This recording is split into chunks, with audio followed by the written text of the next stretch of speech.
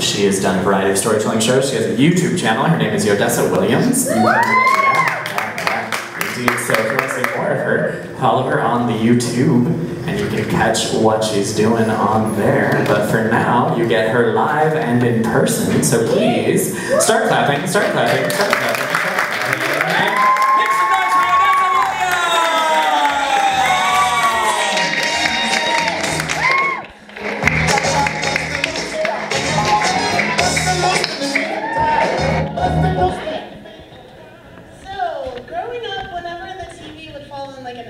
Program where people are like jumping off the cliffs or fighting tigers, my mom always had the same kind of response. What is wrong with these people? They're crazy, risking themselves. They're going to danger themselves and someone else clearly. They don't respect their family. That's clearly what's wrong with them. They don't respect their mother. They have a bad relationship with their mother. There's something wrong with their brain that's of the devil. You see, this is of the devil.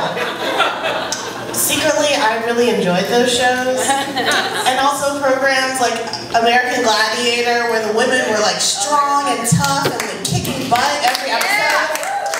But I knew I couldn't be that kind of person in my real life because I had to be a proper young woman. See, for my mother, actions could be either judged as right and proper and just, or wrong and evil and of the devil. And I loved my mother, and I wanted to be the person that she would love back. So I practiced and perfected that proper persona. So day and night, I did the best thing I could do by being the proper person, by speaking properly, by acting properly, making sure I made the right judgment calls, made the right action, keep myself out of danger, because my mother would have been so disappointed in me if something happened. So this happened throughout high school, throughout college, throughout graduate school. I was finally in my first major job, and I was falling apart mentally on the inside. I was diagnosed with severe depression and anxiety, but on the surface, everything was going well. I had an amazing job, they loved me. Even the heads of the company were like, "You're one to watch, we're gonna keep our eyes on you." And this filled me with dread, because I did not want to be one to watch. I didn't even want to be there. I didn't even want to be doing this thing that I was doing. It was a high-powered job, there was a lot of stress, and I was falling apart by trying to keep it together, being perfect and doing everything. So I spoke with my really good friend from high school who knows the inner me, the like witty, sarcastic, creative person that I never really let out loud. And he said 7 words to me that I'll never forget. He said, "You're coming with me to Burning Man." So I said, "That's ridiculous. Like, I've never even been camping before. Like, what? This thing. Like, I was literally just in the hospital 3 weeks ago for something stress-related. Like, the doctors don't know what's wrong with me. I'm falling apart. Are you not hearing me?" And he said, "You're coming with me to Burning Man." And I said, "Are there even black people at Burning Man? Like, I don't even want to be another other in this place that you're telling me I need to go. Like, what am I going to get out of it? And do you know my mother? There's no way that this is not of the devil. Like, this is not a thing I could be a part of." He said, "You're coming with me to Burning Man." So it's day 2 at Burning Man. I'm at this crazy experience. I told my mother I was at a meditation retreat. Because I had to tell her something. She calls me every day. If she didn't get a hold of me, she was going to call the National Guard. So I said, "I'm at a meditation retreat." So I'm at Burning Man, this crazy experience is happening, and I see across the distance in the desert this giant, like, puzzled of an orb spinning. And I'm like, what is that? So I walk closer and I realize it's this giant structure spinning. And there's a secondary structure inside of it spinning counterclockwise. And people are running and launching themselves onto it. And climbing in and around and through it and on top of it. And it looks really unsafe. Like, I'm looking for the orange vest. Like, who is keeping this thing safe? Someone's brain is gonna crack open. So no one's keeping it safe. And a little part of me is like, I kind of want to get on that. So I start taking a step closer and I hear this voice say, "No!" And I'm like, whoa, okay, that felt weird. And I start walking even closer to it, and then suddenly my knees give out.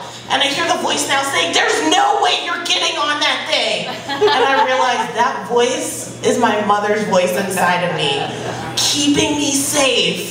So I'm trying to talk to this voice. I'm like, what's going on here? Because I have been brought physically immobile by the thought of getting on this thing. And it's like, there's no way you're getting on this thing. Do you even know what would happen to you? You're clearly going to be unsafe and something's going to happen. You'll crack your brain open. And these people clearly don't care about themselves, but you care about yourself. You're supposed to be a proper young woman. You're supposed to be doing the right thing. Why would you even think about getting on this thing? And at this point, I'm like literally shaking and in tears, just sitting on the desert ground, realizing there is a war going on inside myself. And it is deep, and it has layers, and I am crying because the voice is yelling, and I'm feeling the shame of who I am supposed to be, and who I am wanting to be, being very at odds with each other. And this woman walks up to me and she says, "Are you okay, honey?" And I'm nodding at her and trying to pull myself together, but I realize, no, I am not okay. So I get myself up and I'm walking back, trying to make myself to my camp, and I realize, oh my gosh, there's so much going on right now. And so the little voice inside of me, I realize is the younger version of myself, and it's like, sometimes I want to do brave things and you keep me from it. And I wanted to climb on that thing and you keep me from it all the time. And I want to do brave things and I hate that job. And you don't even like it and neither of us likes it, but you keep doing it. What is going on? And like the two voices are yelling at each other and I'm feeling so tired and I'm like, I just want to take a nap, and I don't know where I am at this point in the Burning Man maze, but I look and I see a sign and it says nap camp. So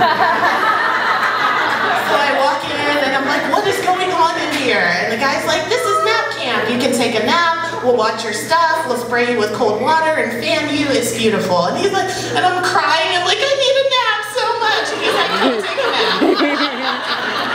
So I'm lying down and I'm like realizing like all these decades of trying to achieve this perfection, trying to be this kind of person has brought me here to this pinnacle of falling apart mentally. And I realized who I want to be, she's fighting inside of there, and she is brave, and she is strong, and she is doing things that surprise people, and maybe she's a little bit dangerous. And I'm just excited about this person that I know is inside of me, and as I wake up from the nap, I'm like reborn. I'm like, I'm so done with that other person. I came here because I wanted to die, and she's dead. I'm done. I'm now going to be this brave badass. And I was just so excited. I made my way back to my camp, and I told my campmates, we have to go out. We have to play right now. So I got 3 of my campmates to come with me. We went all around. We were dancing, having an amazing time. And of course, in all serendipity, we make our way back to the spinning puzzle orb. And I hadn't even told my campmates about the experience before, but my body started shaking as we got closer to it, and my palms were sweating, and I just felt like it was game on. And I have one campmate who was with me. He launched himself onto it easily. He's like a part-time gymnast, so there's no surprise there. But my other 2 campmates were 2 girls, and they were like, wow, that looks kind of dangerous, doesn't it? And I was just like laughing inside my head as I'm taking off my backpack. And they're like, Yoda, are you gonna go get on it? I'm like, yeah, I gotta go. And I'm like launching myself onto it, because I'm like, it's Battle Royale, and you're going down. And I put my hands on it, and I climbed onto it so hard. This thing is spinning, but I got myself onto it eventually, and I was so proud. And I was like shaking, because I couldn't even realize. Hours before, I would not even allow myself to get close to this thing. But now I was on it, and I felt so excited, and I stayed on it for a minute, and then I was like, all right, I'm almost done. So I got down safely, made myself safely down, and I realized my 2 campmates, my 2 girls were gone. I look back at the orb, they're now on it, and I'm like cheering at them, I'm so excited. Eventually they come down and they're hugging me and they're like, Yoda, we would not have gotten on it if we did not see you on it. You were so brave. And I was like shaking and laughing, and there were people around that came to hug all of us, and they were like, you were the only girls on it, look at it. And we were the only 3 girls on it, and I was the only black woman on it. And there were like other people coming and like, they were so brave, I saw you run at it like full speed. And I was just like shaking, because I realized in that moment, it was something about me that I had to do to prove to myself, but I accidentally inspired other people. And I realized my bravery is contagious. And this is not something I would have learned with my mother, but I'm so glad I learned it. Thank you.